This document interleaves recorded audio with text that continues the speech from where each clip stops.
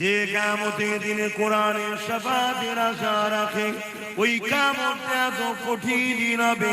এ যুবকেরা, বাপেরা, মায়েরা, বোনেরা, মনে রেখে দিও, এই দুনিয়ার লোক মানুষ তোমাকে ধ্বংস করে দিচ্ছে। অনেক ছেলে আছে, একটা সময় হয়তো আমাদের সঙ্গে ভালোবাসাই ছিল, খুব কম হলো, বেশি নয়, খুব কম। দুনিয়ার লোভে পড়ে ইসলাম বিদ্বেষীদের সঙ্গে চলে গেছে। অনেক নামাজি, হাফেজ, মৌলানাও চলে গেছে। এটা কি কল্যাণের দিকে যাচ্ছে না ধ্বংসের দিকে?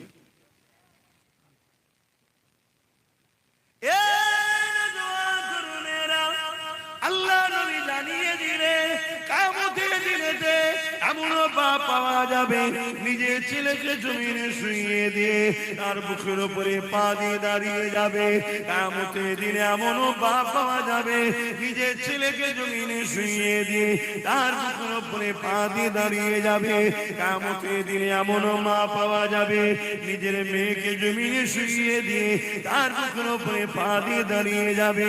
কিয়ামতের দিনে এমন মেয়ে পাওয়া যাবে, তার মায়ের বুকের উপরে পা দিয়ে সুমন করে দাঁড়িয়ে যাবে। আমার আব্বা জানেরা, আমার মায়েরা, বোনেরা, আমার নওজওয়ানেরা, এই দুনিয়া তো পরীক্ষার জন্য। কিছুদিন আগে আমেরিকার একটা ফিল্ম বাইর হয়েছিল, ইনোসেন্স অফ মুসলিম। ওই ফিল্ম যারা বার করেছে, আল্লাহ তাদেরকে বেউজ্জতির সঙ্গে জড়িয়ে দিয়ে, ফ্রড কেসে, জালিয়াতি কেসে জড়িয়ে দিয়ে তাদের মৃত্যুদণ্ড, ফাঁসি হয়ে গেছে। কিন্তু মনে রাখবে, আল্লাহ পাক ফিল্মটা তৈরি করার আগে তাকে তো মেরে দিতে পারতো না। না না, যদি জালিম না থাকে, মুমিনদের ইমানের পরীক্ষা কি করে হবে? কে কে ওই ইনোসেন্স অফ মুসলিম ফিল্মের বিরুদ্ধে কথা বললো, আন্দোলন করলো, লড়াই করলো, সজাগ হলো, আর তাদের গুনাহগুলো আল্লাহ পাক আন্দোলনের বিনিময়ে মাফ করে দিয়ে থাকে। এই যুবকেরা, আজকে কোন শয়তান, চরিত্রহীন, জালিম, অবৈধ সন্তান কোরআনের বিরুদ্ধে মিথ্যাচার করবে, ওর জবানকে তো আল্লাহ বন্ধ করে দিতে পারতে। হ্যাঁ, অবশ্যই পারতে। ইনশাআল্লাহ আগামী দিন তার শাস্তি আমরা দেখবো ইনশাআল্লাহ। আল্লাহর পক্ষ থেকে মার দেখবো ইনশাআল্লাহ। তবে আল্লাহ কেন করলো না সেই সময়? যদি করে দিত তাহলে আব্বাস সিদ্দিক কোরআনের পক্ষে প্রমাণটা দেবে কি করে? তুমি আমি কোরআনের পক্ষে প্রমাণ দিবার সুযোগ কি করে পাবে? নওশাদ কি করে কেসটাই বা করবে? এই জন্য তো আল্লাহ বান্দা তোমাকে আমাকে পরীক্ষা নিবার জন্য এমন মানব পশু জালিমদের ঘরে পাঠানো হয়। যেমন ফিরাউনকে পাঠিয়েছিল মুসা নবীর উম্মতকে পরীক্ষা নেবে বলে, নমরুদকে পাঠিয়েছিল ইব্রাহিম নবীর উম্মতকে পরীক্ষা নেবে বলে, যুগে যুগে যুগে জিত পাঠিয়েছে। ঠিক তেমনই আজকে ভারতের মুসলমান তোমার আমার ইমানের পরীক্ষা নেবার জন্য আজকে জালিম হুকুমত কেন্দ্রের সরকারকে পাঠিয়েছে, এবং বাংলার মুসলমান তোমার আমার ইমানের পরীক্ষা নেবার জন্য এই রাজ্য সরকারকে আল্লাহ পাঠিয়েছে। এখনো তোমার আমার ইমানের পরীক্ষা। এদের বিরুদ্ধে যুদ্ধ করতে হবে, এদের বিরুদ্ধে লড়াই করতে হবে, কেননা এরা সমাজ বিরোধী, এরা মানবতার বিরুদ্ধে, এরা সংবিধানের বিরুদ্ধে। সংবিধানের 25 নম্বর আর্টিকেলের ধারা বলছে, কোন দেশের মানুষ তার ধর্ম, তার ধর্মীয় স্বাধীনতা সবকিছু রয়েছে, কখনো ক্ষমতাশালী তার উপরে আঘাত দিতে পারবে না। কিন্তু আজকে কেউ কোরআনের নামে মিথ্যা প্রচার করছে।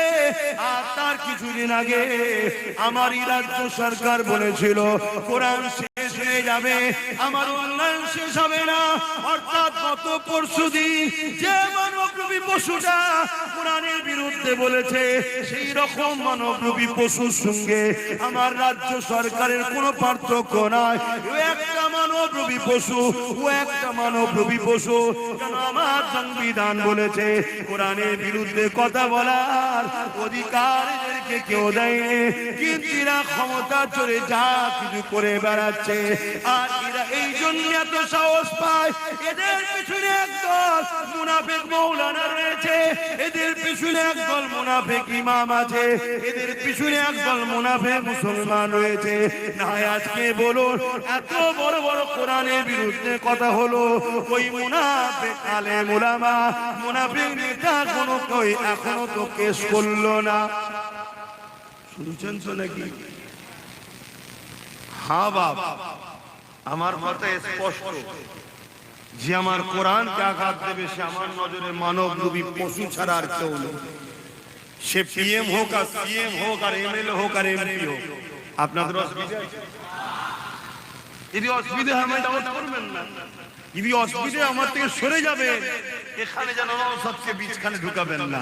কেন কোরআনের জন্য নওশাদকেও যদি কুরবানি করতে হয় আমি কুরবানি করতে রাজি আছি। আর আমিও খুশি হব যদি আমার ভাই নওশাদ কোরআনের জন্য তার বড় ভাইকেও যদি কুরবানি করতে পারে, আমি ওর বড় খুশি হব যে পাক্কা ঈমানদার। এটাই হওয়া আমাদের ঈমান উচিত। কথা বুঝে আসছে না? কেন এটা আল্লাহর কথা, এর মধ্যে কোনো ভুল হতে পারে না, এর মধ্যে কোনো ভেজাল না। এ মিটার জিনিস নয়, এ শেষ হওয়ার জিনিস নয়, এ কখনো মানবতার বিরুদ্ধে কথা বলেনি, এই কোরআনে কোনো সমাজ বিরোধী কথা না। কিন্তু আজ দুঃখের বিষয় আমরা আমাদের হাতে পাওয়ার ছেড়ে দিয়ে জালিমদের হাতে পাওয়ার তুলে দিয়েছি। আজকে তারা যা খুশি করছে, মসজিদ ভাঙছে, মাদ্রাসা ভাঙছে, কবরস্থান ভাঙছে, ঈদগাহ ভাঙছে। আজকে বাংলাদেশে একজন অমুসলিম ভাইকে হত্যা করে পুরানো হয়েছে, অবশ্যই এটা নিন্দনীয়, এটা দুঃখ। কেন? আমার কোরআন বলেছে কেউ যদি একটা মানুষকে হত্যা করে সে পুরো মানব জাতিকে হত্যা করলো, তাহলে এটা অবশ্যই অপছন্দনীয়, নিন্দার কাজ। যেটা করেছে পছন্দ করা যেতে পারে না, সাপোর্ট করা যেতে পারে না, কিন্তু প্রশ্ন হচ্ছে কারা করেছে, কারা করেছে? আমরা তো অনেকে দেখছি বোরখা পরে, অনেক অমুসলিম ঘরের ছেলে বোরখা পরে সমাজে ঘুরে বেড়াচ্ছে না? দেখেছেন না? দেখেন, তারা ভুল কাজ করছে আর বদনাম ইসলামের হচ্ছে। স্লোগানটা হাকিকাতে মুসলমান দিয়েছে না ইসলামকে বদনাম করার জন্য কোন অমুসলিম দিয়েছে? কি মানে আছে? কথা মাথায় ঢুকছে না? কেন ওইখানে ভুল হবে আর এখানে আমাদের উপরে জুলুম করবে, কেমন করছে? তাহলে এটা সেটিং কারবার নয় তো যে তোরা ওখানে কিছু কর আর তার বিনিময়ে এখানে আমরা এদেরকে পিটিয়ে নিই, এরকম সেটিং এর ব্যাপার নয় তো।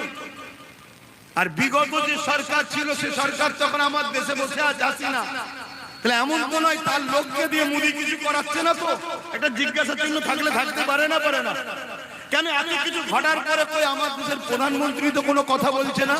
কেন মনে হচ্ছে হাবা বুবা হয়ে গেছে, মুখে কোনো কথা নেই? কিছু তো বলা দরকার ছিল, বাংলাদেশকে ইউনুসকে তো বলা দরকার ছিল যে এত বড় দেশে অন্যায় হচ্ছে, জবাব জলদি করে আর না হয় লড়াইয়ের জন্য তৈরি হ। আর বাংলাদেশের সঙ্গে লড়াই করতে আমাদের তো অস্ত্র লাগবে না, আমাদের অস্ত্র লাগবে নাকি? কিছুই লাগবে না, শুধু ঢুকে পড়বে, চাপা পড়ে যাবে। কথা বুঝে আসছে না? কিন্তু হাকিকতটা তুমি বলো, তারপরও ও কথা বলছে না। এত বড় ঘটনা ঘটছে আর সেটাকে কেন্দ্র করে তুমি কোরআনের উপর আঘাত দিলে কেন? তাহলে কিছু একটা সেটিং গেম হতে পারে তো নাকি? কিন্তু আরেকটা বুঝার বিষয়, এখানে বাংলাদেশে এক অমুসলিম ভাইকে মেরেছে, ওর হয়ে আমাদের অনেক সাথীরা, আমার ভাইয়ের সাথী মানে আমারও সাথী তো নাকি গো? তোমরা যদি তোমার ভাইয়ের সাথে থাকো সে কি আমার সাথী নয়? তো অনেকে বাংলাদেশ হাই কমিশনে চিঠি করেছে, কি বলে সব সিস্টেম আছে ওগুলো করেছে। কথা বুঝে আসছে, আন্দোলন হচ্ছে, হবে, ঠিকই কথা। কিন্তু আমার বক্তব্য এটাই, এই বাংলা সরকার আজকে শুভেন্দু অধিকারী যখন বাংলাদেশের অমুসলিম ভাইয়ের জন্য এখানে আন্দোলন করে, তখন রাজ্য সরকার তোকে একবার বললো না যে ওই বাংলাদেশে গিয়ে আন্দোলন করো, এটা বাংলার ঘটনা, বাংলাদেশের ঘটনা, ওখানে গিয়ে আন্দোলন করো, এখানে আন্দোলন করলে আমার থেকে বড় শত্রু কেউ হবে না বলেছে? কিন্তু দেখো আমার অকাবের বেলায় বলেছে না, বলেনি? তাহলে এ থেকে বুঝে লিয়া দরকার এরা ইসলামের মূলত দুশ্মন, এরা ইসলামের দুশ্মন। তার আরেকটা প্রমাণ দিচ্ছি, এই তোমাদের পাশে নিউ টাউন, এই রাজারহাট নিউ টাউনে মুসলমানদের ব্যক্তিগত কিনা জমি, সেই জমিতে মসজিদ হবে, মসজিদের নামে জমি, সেই জমিকে রাজ্য সরকার দখল করে নিয়ে হিটকোকে দিয়ে দিচ্ছে ওই নিউ টাউনে আবার 1100 কোটি টাকার তোমার আমার ট্যাক্সের জায়গা, তোমার আমার সম্পদ, দেশের সম্পদ, মুসলমানদের সম্পদ, তাকে জোর করে হিন্দু ভাইদের ধর্মস্থান করতে দিচ্ছে না, দেয় না?